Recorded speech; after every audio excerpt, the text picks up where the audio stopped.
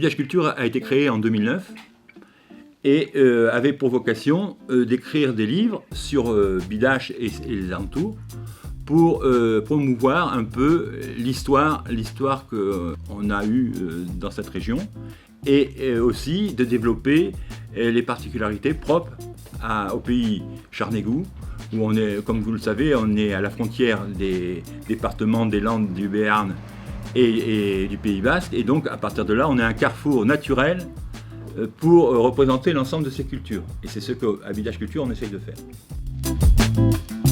C'est grâce à votre livre, Au fil de la bidouze, où vous avez participé en 2018 en nous versant une subvention. Nous avons été, grâce à ce livre, on a été visible un peu, bien sûr, au-delà de Bidache.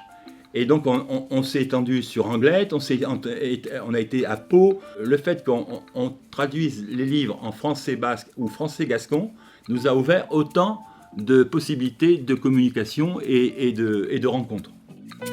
Ce livre, on l'a sorti à 1000 exemplaires quand même, ce qui est énorme pour une petite structure comme nous. Hein.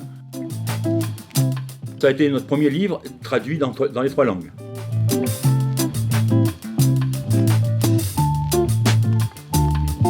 Il fallait faire un conte sur cette thématique de la bidouze, et c'est en toute liberté.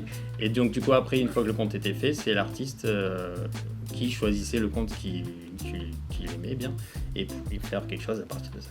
Mais c'était une expérience hyper enrichissante. Pourquoi ? C'était un collectif. Et ça, c'est ce que je retiens.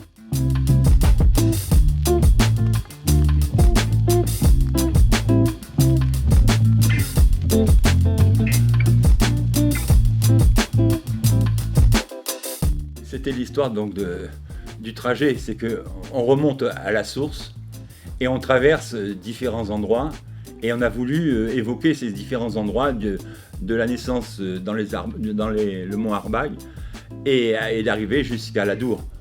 Et donc on voulait amener les gens à se promener dans ces régions, soit physiquement, soit à travers la lecture.